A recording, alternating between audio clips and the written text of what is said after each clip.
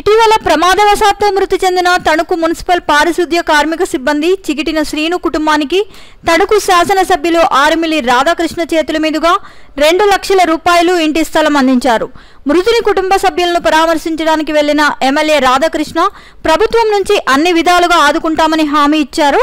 ఇచ్చిన హామీ మేరకు ఆ యొక్క మొత్తం ఫిక్స్డ్ డిపాజిట్ ను స్థలం పట్టాను కుటుంబ సభ్యులకు అందజేయడం జరిగిందని తెలియజేశారు.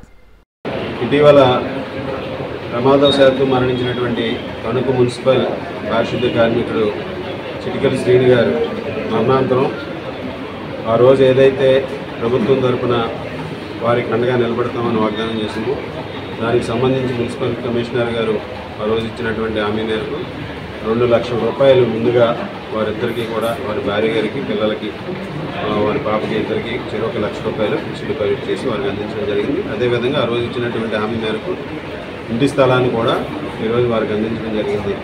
ఈ విధంగా ప్రభుత్వం ఈ నియోజకవర్గంలో తణుకు పట్టణంలో ప్రతి ఒక్కరికి కూడా అండగా నిలబడుతుంది.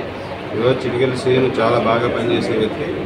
అటువంటి వ్యక్తికి అండగా నిలబడాల్సినటువంటి బాధ్యత మాకుందని ఆలోచనతో ఈరోజు వారికి అండగా నిలబడి వారికి ఏదైతే హామీ ఇచ్చారో హామీలన్నీ కూడా నెరవేర్చడానికి ముందుకు వెళ్తున్నామని ఈ సందర్భంగా తెలియజేస్తున్నాం.